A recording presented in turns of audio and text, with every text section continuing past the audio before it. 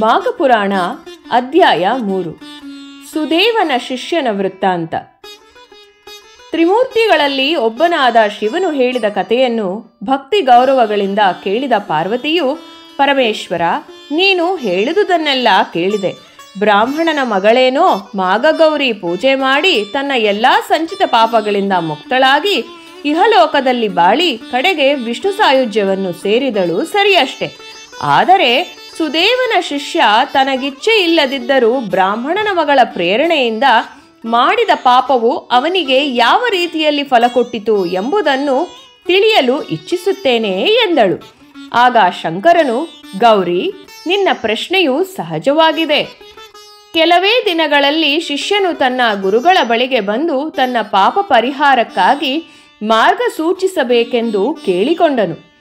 ಶಿಷ್ಯನು ಗುರುಗಳಿಗೆ ನಮಸ್ಕರಿಸಿ, ಗುರುದೇವ, ಈ ಹಿಂದೆ ಕಾಡಿನಲ್ಲಿ ಹೂಗಳನ್ನು ಕೀಳಲೆಂದು ಹೋಗಿದ್ದಾಗ ನನಗೆ ಅರಿವಿಲ್ಲದೆಯೇ ನಿಮ್ಮ ಮಗಳು ನನ್ನಲ್ಲಿ ಹಿಂಬಾಲಿಸಿದ್ದಳು. ಅದೇನೋ ದೊಡ್ಡ ತಪ್ಪಲ್ಲ, ಆದರೆ ನನ್ನನ್ನು ಬಲತ್ಕರಿಸಿ ಭೋಗಿಸಲು ಹೇಳಿದಳು. ನಾನು ಎಷ್ಟೆಷ್ಟೋ ಬೇಡವೆಂದು ತಡೆದೆ, ಆದರೆ ಅವಳು ತನ್ನೊಡನೆ ರಮಿಸದಿದ್ದರೆ ಪ್ರಾಣತ್ಯಾಗ ಮಾಡುವೆ ಎಂದು ಹೆದರಿಸಿದಳು. ನಾನು ಒಂದು ವೇಳೆ ಅವಳನ್ನು ರಮಿಸದಿದ್ದರೆ ಎಲ್ಲಿ ದೇಹವನ್ನು ತೊರೆಯುವಳೋ ಎಂದು ಭಯಪಟ್ಟೆ. ಅಲ್ಲದೆ ಅವಳೇನಾದರೂ ತೀರಿಕೊಂಡರೆ ನಿಮ್ಮ ಕೋಪಕ್ಕೆ ಗುರಿಯಾಗಬೇಕಾಗುತ್ತದೆ ಎಂದು ಹೆದರಿ ಅವಳೊಡನೆ ರಮಿಸಿ ಪಾಪಕೃತ್ಯ ಮಾಡಿಬಿಟ್ಟೆ. ನಾನು ಈ ಪಾಪಪೀಡಿತನಾಗಿ ಇರಲಾರದೆ ತಮ್ಮಲ್ಲಿ ನಿವೇದಿಸಿಕೊಳ್ಳುತ್ತಿದ್ದೇನೆ. ಪ್ರಾಯಶ್ಚಿತ್ತ ಹೇಳಿ ಎಂದು ಗೋಗರೆದನು. ಶಿಷ್ಯನ ಮಾತುಗಳನ್ನು ಕೇಳಿ ಬ್ರಾಹ್ಮಣನಿಗೆ ಶಿಷ್ಯನಲ್ಲಿ ತಪ್ಪೇನೂ ಕಾಣಿಸದೆ ಹೋದರೂ ಅದು ಮತ್ತೊಬ್ಬರ ಪ್ರೇರಣೆಯಿಂದಾದ ಪಾಪ ಎಂಬುದು ವಿದಿತವಾಯಿತು. ಅವನು ಮಾತನಾಡಿ, ಅಯ್ಯ ಶಿಷ್ಯ, ನೀನು ಹೇಳಿದುದನ್ನು ಕೇಳಿದೆ. ನನ್ನ ಮಗಳು ಅಕಾರ್ಯವನ್ನು ಮಾಡಿ ತಾನು ಪಾಪಿಯಾಗುವುದರ ಜೊತೆಗೆ ನಿನ್ನನ್ನು ಪಾಪಿಯಾಗಿಸಿದಳು. ಈಗ ಈ ನಿನ್ನ ಪಾಪಕ್ಕೆ ಪ್ರಾಯಶ್ಚಿತ್ತವೇನೆಂದರೆ, ನೀನು ಈಗಿಂದಲೇ ಗಂಗಾ ನದಿ ತೀರಕ್ಕೆ ಹೋಗಿ 12 ವರ್ಷಗಳ ಕಾಲ ಘೋರವಾದ ತಪಸ್ಸನ್ನಾಚರಿಸು. ಇದರಿಂದ ನೀನು ಮಾಡಿದ ಪಾಪ ನಾಶವಾಗಿ ಒಳ್ಳೆಯದಾಗುವುದು ಎಂದು ಹೇಳಿ ಶಿಷ್ಯನಿಗೆ ಆಶೀರ್ವದಿಸಿ ಕಳುಹಿಸಿಕೊಟ್ಟನು. ಬ್ರಾಹ್ಮಣನ ಶಿಷ್ಯನು ತಾನು ಮಾಡಿದ ಪಾಪದ ಪ್ರಾಯಶ್ಚಿತ್ತಾರ್ಥವಾಗಿ ಗುರುಗಳ ಸಲಹೆಯಂತೆ ಗಂಗಾ ನದಿ ತೀರವನ್ನು ಕುರಿತು ಹೊರಟು ಬರುತ್ತಿರಬೇಕಾದರೆ ಮಾರ್ಗದಲ್ಲಿ ಒಂದು ಋಷ್ಯಾಶ್ರಮವನ್ನು ಕಂಡನು. ಬಹುದೂರ ನಡೆದು ಬಂದಿದ್ದ ಅವನು ಆಯಾಸ ಪರಿಹಾರಕ್ಕಾಗಿ ಆಶ್ರಮವನ್ನು ಹೊಕ್ಕನು. ಅಲ್ಲಿ ಒಬ್ಬ ಮುನೀಶ್ವರನು ಮಾಘಪುರಾಣವನ್ನು ಪಠಿಸುತ್ತಿದ್ದನು. ಮಾಘಸ್ನಾನ ಮಾಡಿ ಬಂದ ಋಷಿಗಳು ತಮ್ಮ ಹೆಂಡತಿ ಮಕ್ಕಳೊಡನೆ ತನ್ಮತೆಯಿಂದ ಮಾಘಪುರಾಣ ಕೇಳುತ್ತಿದ್ದರು. ಬ್ರಾಹ್ಮಣನ ಶಿಷ್ಯನು ಕೆಲವು ಸಮಯ ನಂತರ ಮುನೀಶ್ವರನಿಗೆ ನಮಸ್ಕರಿಸಿ, ಮುನಿಗಳೇ, ಇಲ್ಲಿ ನೀವೆಲ್ಲ ಆಚರಿಸುತ್ತಿರುವ ವ್ರತ ಹಾಗೂ ಅದರಿಂದ ದೊರಕುವ ಫಲ ಕುರಿತು ಹೇಳುವಿರಾ?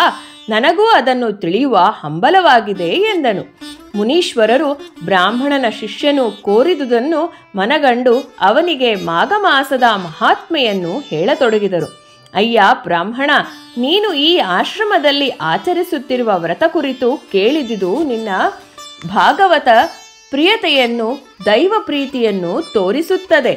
ನಾವು ಇಲ್ಲಿ ಮಾಘ ಮಾಸದಲ್ಲಿ ಆಚರಿಸಬೇಕಾದ ವ್ರತವನ್ನು ಆಚರಿಸುತ್ತಿದ್ದೇವೆ. ಮಾಘ ಮಾಸ 12 ಮಾಸಗಳಲ್ಲಿ ಒಂದಾಗಿದ್ದು ಈ ಮಾಸದಲ್ಲಿ ಮಾಡುವ ಪವಿತ್ರ ಸ್ನಾನಕ್ಕೆ ವಿಶೇಷ ಮಹತ್ವವಿದೆ.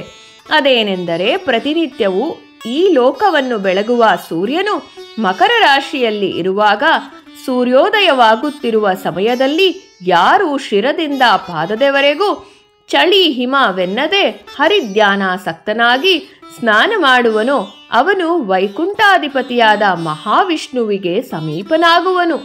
ಈ ಮಾಸದಲ್ಲಿ ಸ್ನಾನ, ದಾನ, ನಿರ್ದೋಷನಾಗಿ ಶ್ರೀಹರಿಯನ್ನು ಪೂಜಿಸಿ ಇಡೀ ತಿಂಗಳು ಮಾಘಮಾಸ ಮಹಾತ್ಮೆಯನ್ನು ಕೇಳುತ್ತಾ ವ್ರತಾಚರಣೆಯಲ್ಲಿ ತೊಡಗುವನೋ ಅವನು ಶ್ರೀಹರಿಯ ಲೋಕವನ್ನೇ ಸೇರುವನು.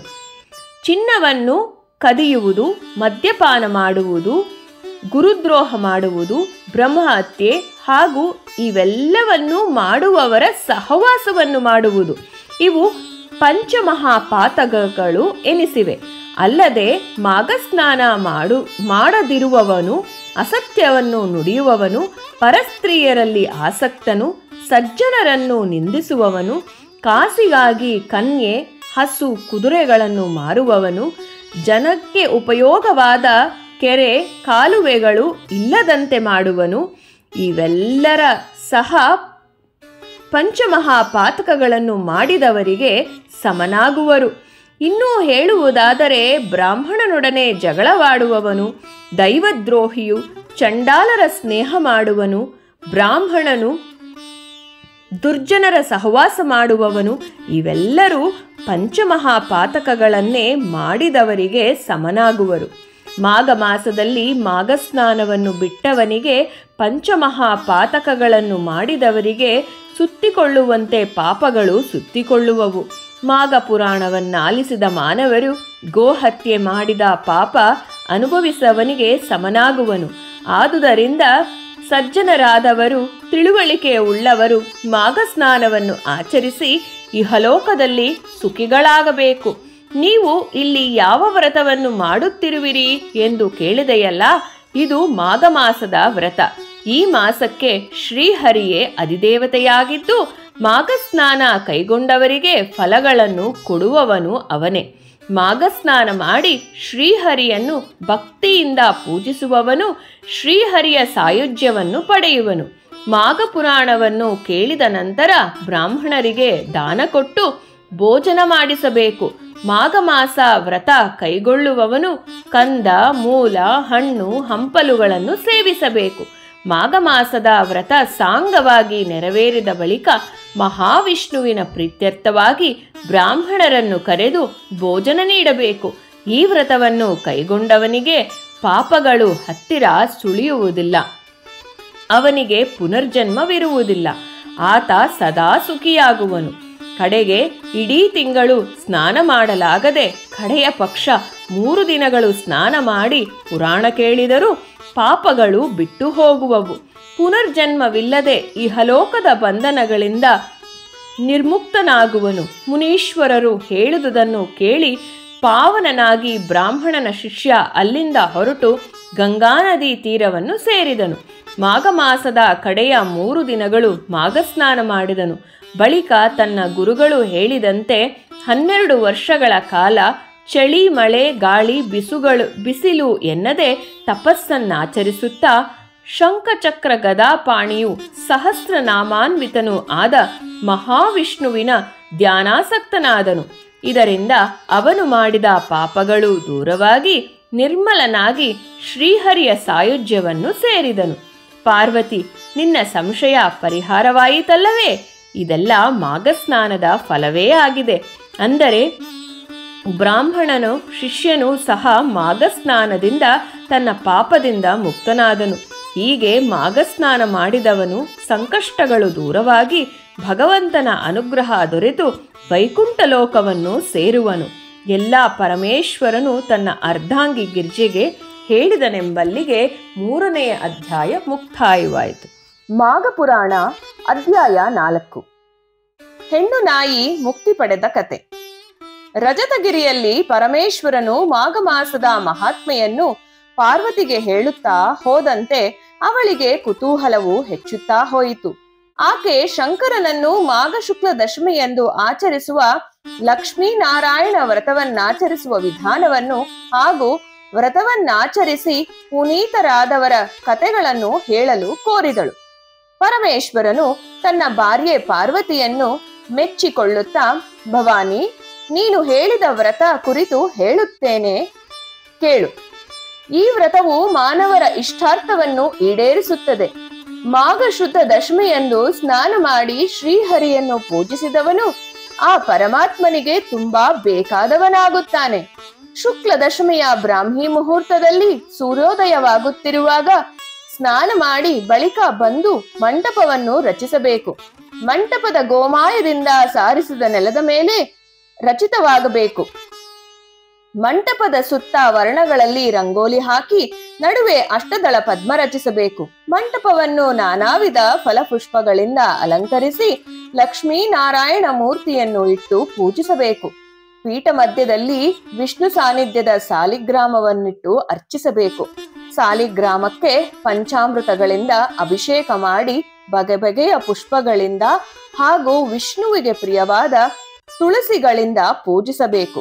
ಪರಮಾತ್ಮನಿಗೆ ಪ್ರಿಯವಾದ ಪರಮಾನ್ನ, ಪಾಯಸ, ಹೋಳಿಗೆಗಳನ್ನು ನೈವೇದ್ಯ ಮಾಡಬೇಕು.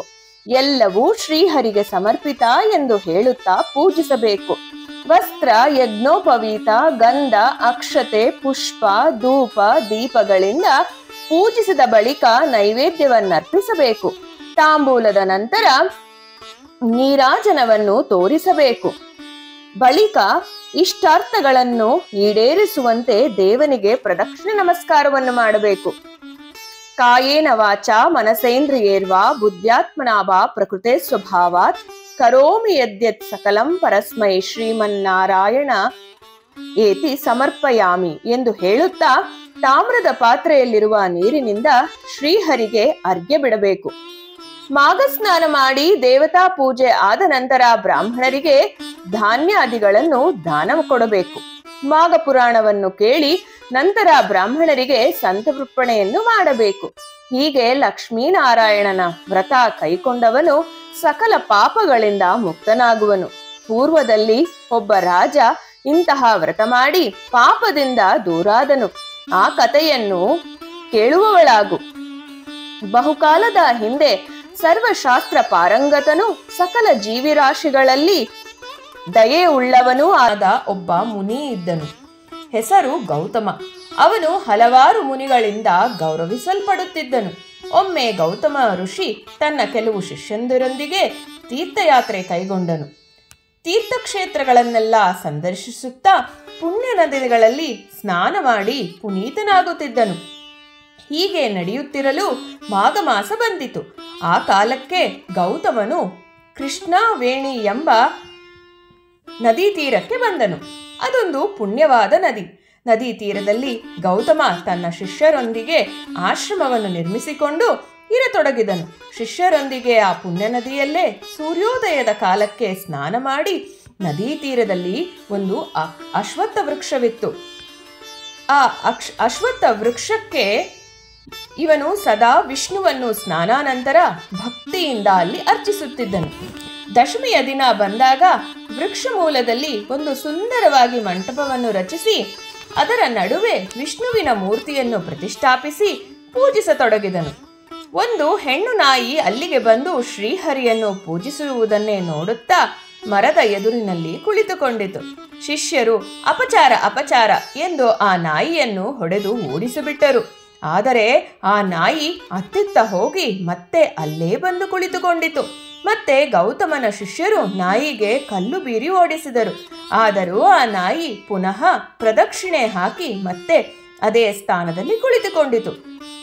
ಒಟ್ಟು ನಾಯಿ 3 ಸಲ ಮಹಾವಿಷ್ಣುವಿಗೆ ಪ್ರದಕ್ಷಿಣೆ ಹಾಕಿದ ಹಾಗಾಯಿತು.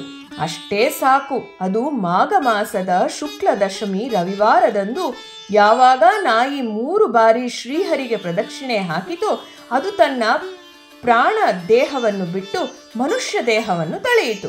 ಅದು ಒಬ್ಬ ರಾಜನಾಗಿ ಕಾಣಿಸಿಕೊಂಡಿತು. ನಾಯಿ ರೂಪ ಹೋಗಿ ಮಾನವ ಶರೀರಿಯಾದ ರಾಜ ಓಡಿ ಬಂದು ತನ್ನ ಸ್ಥಿತಿಗೆ ಕಾರಣೀಭೂತನಾದ ಗೌತಮನಿಗೆ ನಮಸ್ಕಾರ ಮಾಡಿದನು. ಗೌತಮನಿಗೆ ರಾಜನನ್ನು ಕಂಡು ಮಹದಾಶ್ಚರ್ಯವಾಯಿತು. ಶಿಷ್ಯರು ಕೂಡ ಅವಾಕ್ಕಾದರು. ಗೌತಮನು, ಅಯ್ಯ, ನಿನ್ನನ್ನು ನೋಡಿದರೆ ಯಾವುದೋ ದೇಶದ ಅರಸನಾಗಿರುವಂತೆ ತೋರುತ್ತಿದ್ದೀಯಲ್ಲ. ನೀನು ಯಾರು? ಎಷ್ಟು ಕಾಲ ನಾಯಿಯ ರೂಪದಲ್ಲಿದ್ದೆ? ಸ್ವಲ್ಪ ಹೇಳು ಅಂತ ಕೇಳಿದನು. ಗೌತಮನು ಪ್ರಶ್ನೆಗೆ ಉತ್ತರಿಸುತ್ತಾ ಆ ರಾಜನು, ಮಹರ್ಷಿ, ನಾನು ವೇಗರಥ ಎಂಬ ಹೆಸರಿನ ರಾಜ. ನನ್ನದು ಚಂದ್ರವಂಶ. ನಾನು ವಂಗದೇಶದವನು. ಧರ್ಮ ಪರಿಪಾಲಕನಾಗಿ ರಾಗಿಯಾಗಿ ನಾನು ದೇಶವನ್ನು ಆಳುತ್ತಿದ್ದೆನು. ಪ್ರಜೆಗಳ ಅನುಕೂಲಕ್ಕಾಗಿ ದೇವಾಲಯಗಳು, ಕರೆಕಟ್ಟೆ, ಬಾವಿಗಳನ್ನೆಲ್ಲ ನಿರ್ಮಿಸಿದ್ದೆನು. ಮೇಲಾಗಿ ನಾನಾ ವಿಧ ದಾನಗಳನ್ನು ಮಾಡಿ ಸದಾ ಧರ್ಮ ಕಾರ್ಯಗಳಲ್ಲಿ ನಿರತನಾಗಿದ್ದೆನು. ಅನೇಕ ಯಜ್ಞಗಳನ್ನು ಕೂಡ ಮಾಡಿದೆನು. ಇಷ್ಟೆಲ್ಲ ಮಾಡಿದರೂ ನನಗೆ ಉತ್ತಮ ಲೋಕವು ಸಿಗದಂತಾಯಿತು. ಅದಕ್ಕೆ ಕಾರಣವು ನಾನೇ ಆಗಿದ್ದೇನೆ. ಹೇಗೆಂದರೆ ಒಮ್ಮೆ ನನ್ನ ರಾಜ್ಯಕ್ಕೆ ಪಿಂಗಳನೆಂಬ ಮುನಿಯು ತಾನೊಂದು ಯಜ್ಞವನ್ನು ಆಚರಿಸುತ್ತಿರುವುದಾಗಿ ಕೇಳಿಕೊಂಡು ದಕ್ಷಿಣೆ ಕೇಳಲು ಬಂದನು. ನಾನಾದರೋ ಆ ಮುನಿಯಲ್ಲಿ ಗೌರವವುಳ್ಳವನಾಗಿ ಅವನನ್ನು ಅರ್ಘ್ಯಪಾದ್ಯಾದಿಗಳಿಂದ ಸತ್ಕರಿಸಿ ಉಪಚಾರ ಮಾಡಿದೆನು.